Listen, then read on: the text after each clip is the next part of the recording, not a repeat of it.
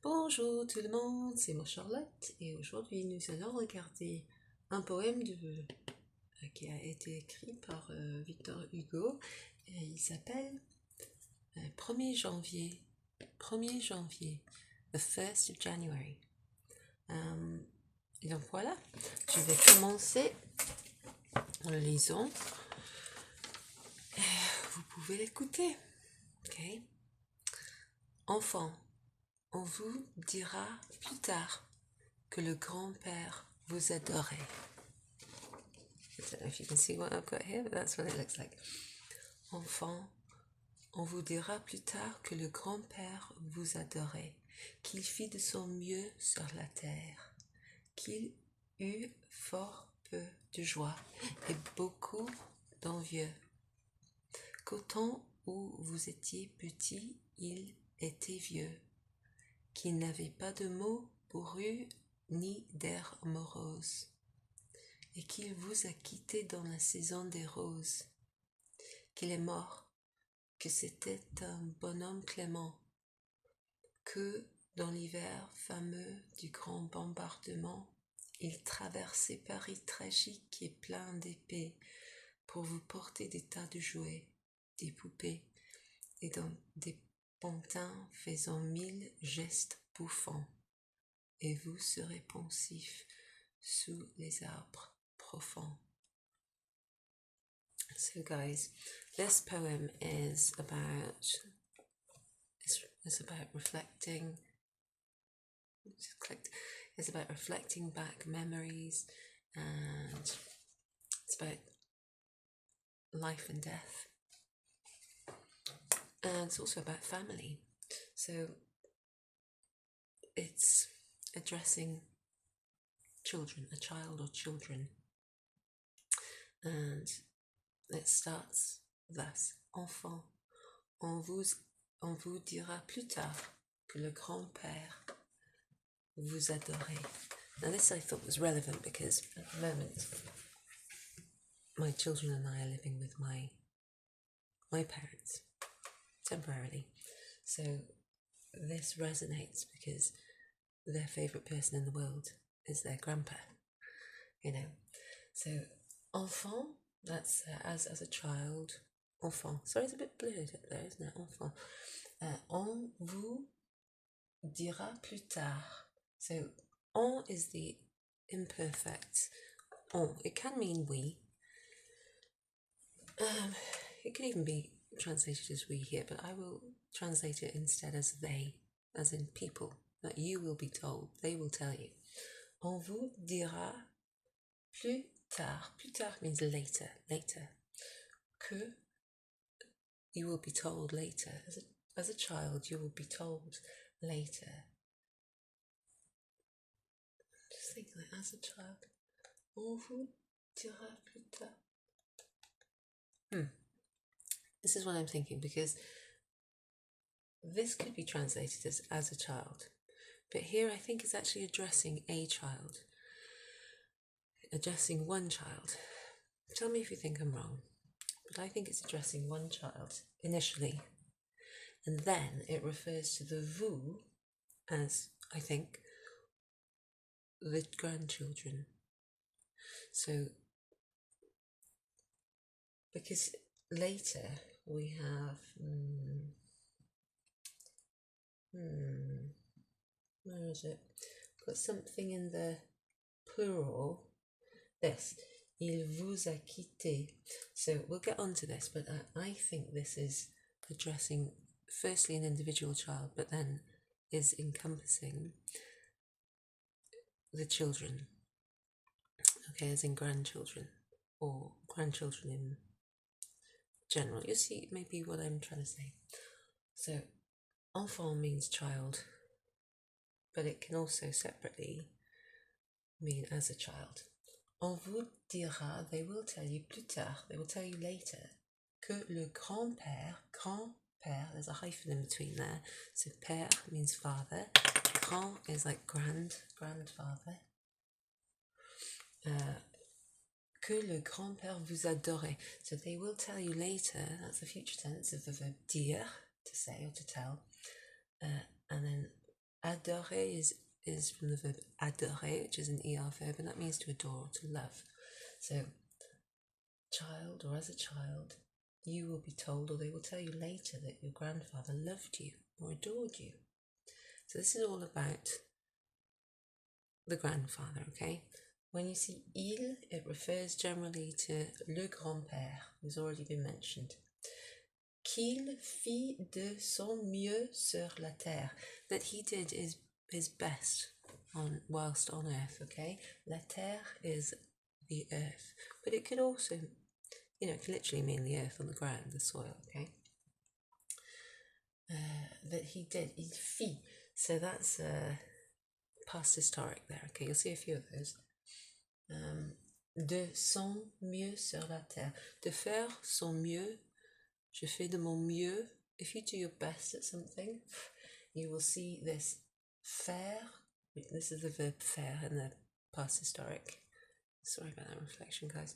And then de is a preposition, and then son or mon, if I'm talking about my best, or ton, if you're talking about your best.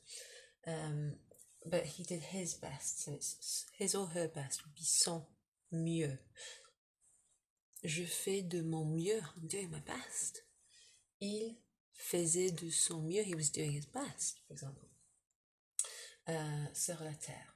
So, child, they will tell you later that your grandfather loved or adored you, that he was doing he did his best on the earth. Qu'il, so that he. So the reason that these all start with que and then il, qu'il, put together, like make liaison there, but que gets shortened to Q and a U, and then an apostrophe because it's followed by il, which is what is it called? I can't remember simple things. It's a vowel. It's a vowel. Voyelle. So qu'il follows the verb dire. They will tell you that. They will tell you this, and then they will tell you that whatever, and then they will tell you that. So you'll see que, because it is following on from the verb dire. People will tell you this, that, and the other, okay? So, qu'il eut fort peu de joie, that he really had very little joy. Or it was something along those lines. Fort peu, very little. Okay, so fort normally means like strong. But it can also be used with like fort peu, which is like very little, basically. Almost. Apart from the fact that fort means like strong, it's, the same structure as in English. Very little, fort peu. That he had, so the verb avoir there in the past historic. Fort peu de joie. Do you remember the song? Y'a de la joie, y'a de la joie. La joie is joy. So he had very little joy and beaucoup d'envieux.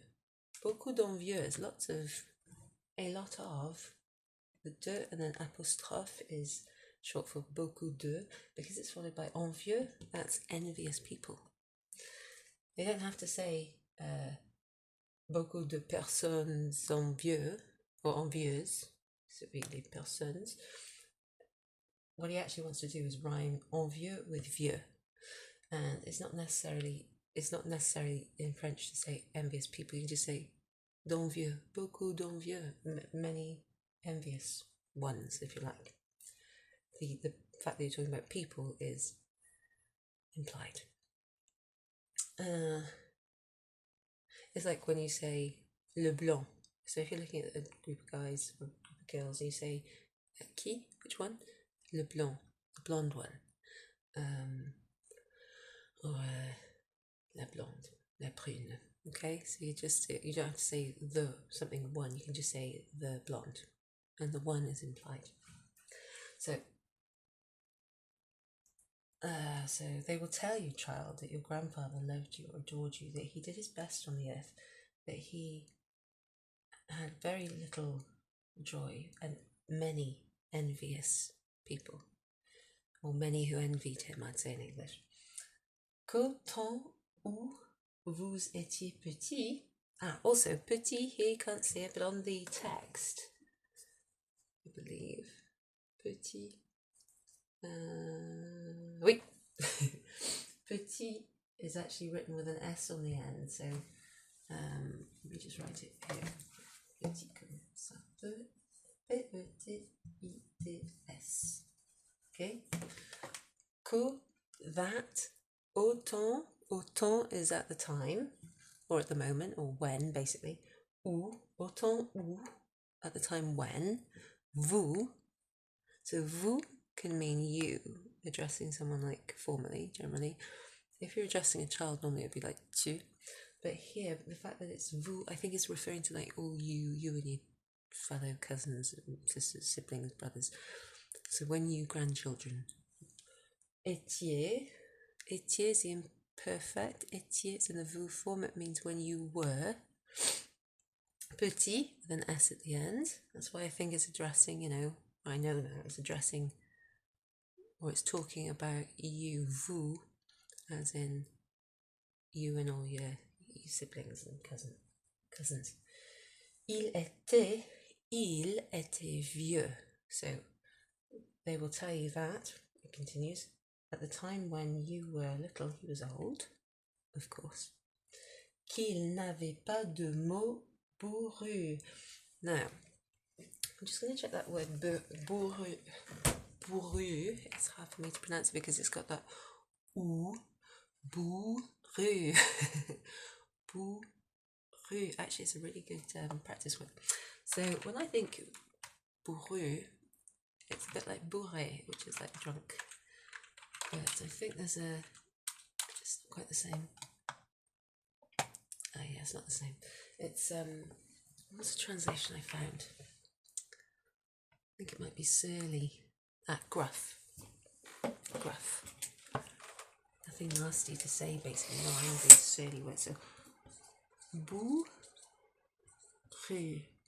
So there's an S at the end of that because it was talking about des mots. But there's that word, like it means surly or gruff. Bou, O and a U, ou, and then this R and a U is rue. Bourru. It's like when, because for English speakers it's often difficult to hear the difference between like the U sound and the OO sound. So if we look at the subject pronouns, which mean you, the informal singular one is tu, or the plural one is vous, like you guys. But vous can also mean you when you're talking to one person who's like, you're talking to them in like a formal, respectful, polite way. So here we've got tu and vous. Tu and vous. What we could also do is compare the O and the U sound with the other words which sound almost the same to, say, English native speakers, for example, or beginners. So here we have tu, ou, and then here we have tu, vous, vu, tu, vu, tout, vous. Now, complexly, we have the oo sound and the u sound. Bourru. So that means gruff or surly. But there's another word which is a bit similar, which is bourré, which is drunken. Bourré. But we've just got a similar kind of initial part. Anyway, they're adjectives. Adjectives describe someone. But what's being said here is that the grandfather who's being spoken about, he was old when you were old. At the time when you were young, he was old. Il était vieux. Fair enough. Qui n'avait pas de mots bourru. Bourru. Ni air morose. Oui, yeah, sorry, I was thinking, neither this nor that. Il n'avait pas de, ni d'air. Avoir. N'avait pas de. So when you're saying that someone doesn't have something, il n'a pas de, you say he has not of. Okay, so il n'avait pas de something or other is, if it's in a negative and you say n'avoir pas, you would follow it with de. So this de, he has no surly words or gruff words, nor sullen airs. Okay, nor like a kind of mood, but moodiness basically. Didn't have any harsh words or sullen air about him. So ni means neither. It always reminds me of the knights who say ni from Monty Python. It's very funny. But there's a D and an apostrophe here because it follows on from this n'avoir pas de. So qui n'avait pas de mots bourrus ni d'air moraux. So that he had, they will say that he had, or he did not have any gruff or surly words, nor sullen or morose airs about him. Et qu'il, et que il, so you've got and that he, vous a quitté, there's a comma there, vous a quitté, so quitter is a verb to depart from or to leave, okay? Not to like leave your keys somewhere, not to leave something somewhere, but to leave a place, as in to depart from somewhere. So it could be used in the sense of he left you, when he passed away, he died, okay?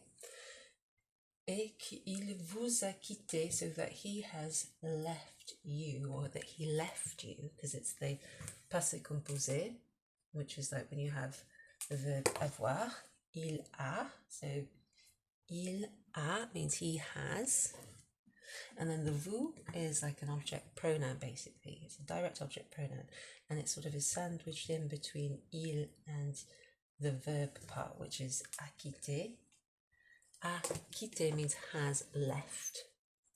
And when you get this object pronoun, the vous, he left you, in English we say he left, and then you put the object pronoun you. What did he leave? He left you. You put the you bit after the he left. He left me, he left you, he left her, he left them, for example. So her, me, you, them, whoever you're talking about, whoever he left, that's the direct object pronoun. And an object pronoun replaces like an object. So if he left Sarah, for example, it's a lady's name, then he left her. And her is the pronoun, the thing that replaces the noun.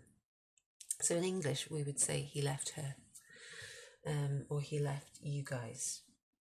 And the you, her, that bit would come after the verb phrase, but this verb phrase in French follows the object pronoun generally, okay?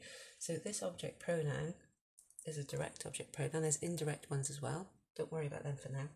But when the object pronoun precedes, as in it comes before the conjugated sort of verb here, then what you will see, you might notice this sometimes, is that the past participle, the bit that means left, as in from the verb to leave, it's in the past tense. So past participle here agrees in number and gender. So it's basically got an S at the end.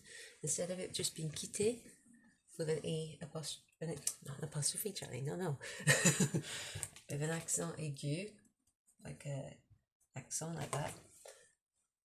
You'll see that that's a past participle generally. ER verbs in French, like manger with an E and an accent up like that, that means ate or eaten. So that's the past participle. But when you have this object pronoun that replaces something or someone, and it comes before this past, like this verb, this conjugated verb, then the past participle of the verb agrees with the number and the gender. Like, it's all very complicated, but that's why there's an S there, and that's why I know that this is addressing vous plural, you know, because there wouldn't be an S there otherwise. Anyway, a little bit of deductive skill.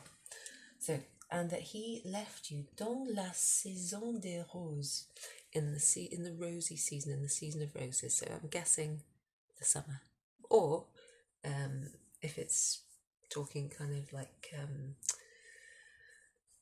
poetically, this is a poem, then it could be in like sort of in a time where things were flourishing, like they were young. That's probably taking a little bit too far.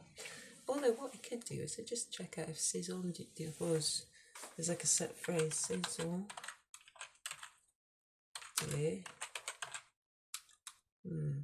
rose? No. I don't know. Saison des amours.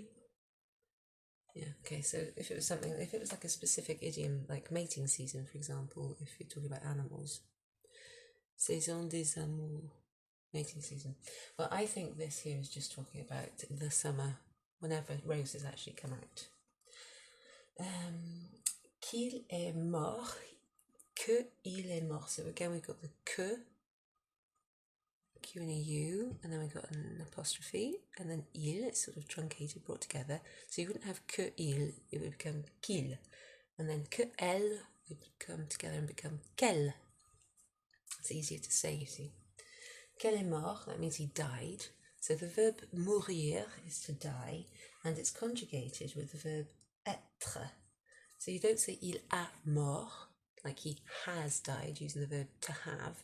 You use the verb être, which is a bit like saying, if you back translate it, that he is died. So it seems weird to us. It can also mean he is dead, but qu'il est mort, because we're talking about what's happened in the past. We've got lots of imperfect tenses here, like avait or n'avait adoré. The ending, like c'était. Whoa, it's hard to hold this board. Étiez. Été again, n'avait adoré. You know, like when you talk about traverser, is another one's on there. Can't get it with my other hand. Traverser. So when you're talking about something that's past, that's happened in the past, you're either going to probably use the imperfect, very regular, very common, the passé composé, which is made with avoir or être, that's a past participle, or you might have, if you're talking about like a long time ago, things like fit and eu, which are the past historic, which are talking about things a long time ago. So there we got all three of those. There are other past tenses as well, but they're the sort of main ones. Right, where are we? Ah yes, qu'il est mort. So mort is the past participle, it means died. If it was a lady we were talking about, like she died, the things that would change would be il would become elle, which means she, it would stay the same, mort would add an e on the end, which would change it to morte, elle est morte, okay? But we're talking about le grand-père, so it stays as it is. Que c'était, he was, or this was, un bonhomme. C'était un bonhomme. Okay, so c'était means he or she or it was, right? It just depends on what you're talking about. Or it could mean this was. It ends with a T, and then it's followed by un, because it's talking about like a good man. Just looking at the word Clement. And because of that, you could hear a liaison made where you say c'était un. Normally that would be pronounced c'était. But when there's a U after it, for example, you might hear c'était un, as in you pronounce the T because it's followed by a vowel. Okay, that's a liaison. Yeah, okay, mild or lenient. I'd say mild if you're talking about a man. But then there is mention of surly or sullen, so maybe lenient could be, it depends how you want to translate it. Que c'était un bonhomme clément, so he was a mild man. Que, so there's that preposition, no, conjunction, que. That, dans l'hiver, so in the winter. Oh, l'hiver fameux, famous winter. Du, that means of the. Grand, great. Bombardement, bombing, right? Il traversait. Traverser is to like go through something or to cross or to traverse, you know, to move from one place to another. Il traversait Paris, tragique. Il traversait Paris. So they will tell you that in the winter of the Great Bombing, the Great Bombardment, he traversed, or he went around Paris, tragic Paris, okay, so full of death, you know, and sadness, et plein de pays. So there's describing Paris here.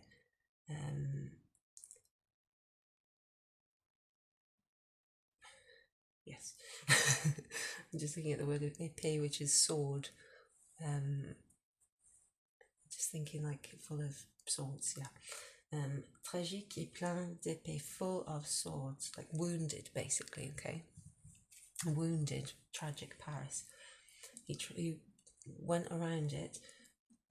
Pour vous porter des tas de jouets, to bring you lots of toys. Des poupées, dolls, and now that word, pontin, I think it's like puppets. Pontin. Puppets. Yeah, puppets. Pour vous porter des tas de jouets, des poupées, des pontins. So he went all over the place, Paris, when it had been bombed, looking for toys, things to make you smile and laugh, for you to play with, putting the needs of the children first, even at times of horror and death. Faisant 1000 gestes bouffants, making 1,000 silly gestures. The reason I put that down there is because I haven't written the last line.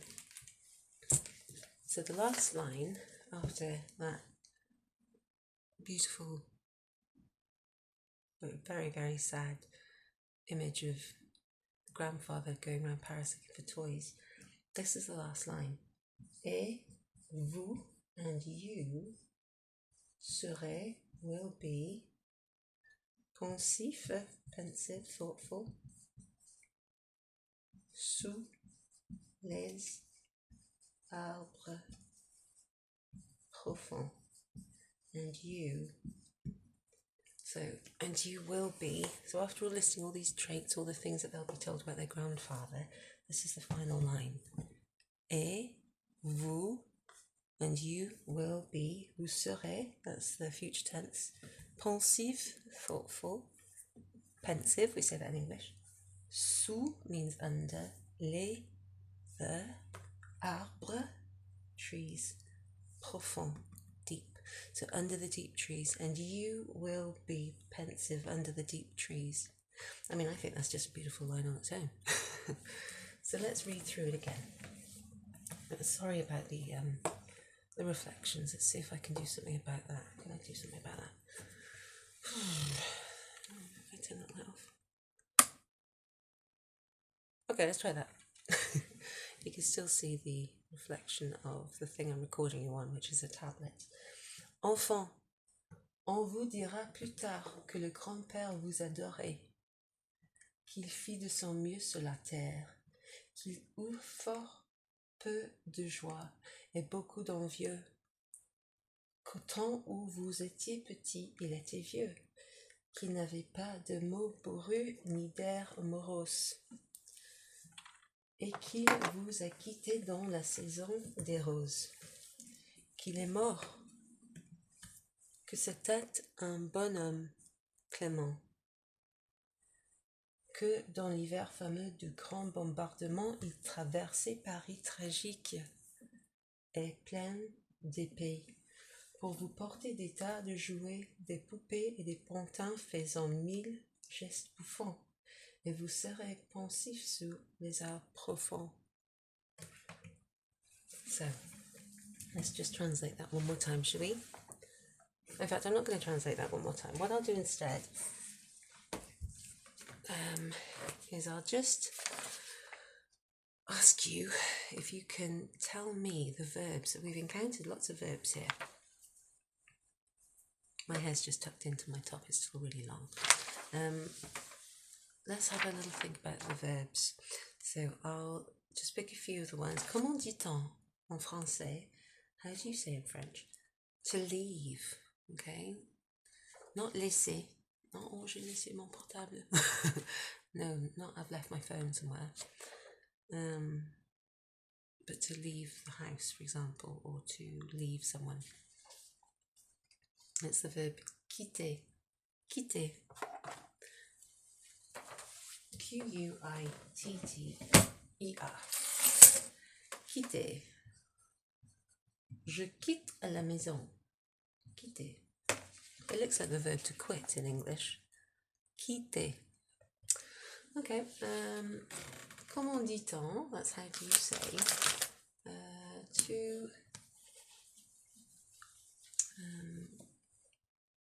to carry or to bring.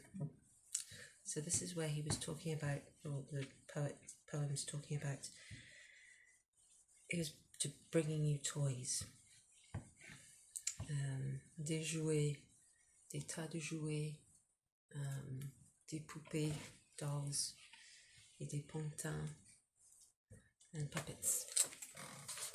So the verb to carry or to bring is porter, like a porter, someone who carries or brings something. To carry, porter, P-O-R-T-E-R, P-O-R-T-E-R, to bring the sunshine. Okay, what about to say? Okay, because the very first verb that we see, I think, yeah, is the verb to say in the future tense. In the third person, that's not you, it's not I, it's not you, it's the he or she or one, okay? The verb to say, it also means to tell, and it's the verb dire, to say or to tell, okay? Quite a useful one. Alright guys, now let's do one more. It's the verb to go through something, to move through something, or to cross over from one place to the other, or to traverse. Okay? It is the verb traverser, to cross. Cross over the road, my friend, or to go through. It's nice when there's several different meanings to one verb. Okay? Donc ça, c'est le poème 1er Janvier. Oh, I don't think I mentioned, but you know, if you write the date in English, for example, you put a 1, when it's the first of the month, you put a 1 and then an ST, which is first. In French, you would put a 1 and then an ER, because it means premier. So it's similar, you know, you put the number, then you put the little last two letters. So 1er Janvier, 1st of January. And that's what he wrote, and it is Victor Hugo. Merci beaucoup, et à la prochaine fois. Au revoir.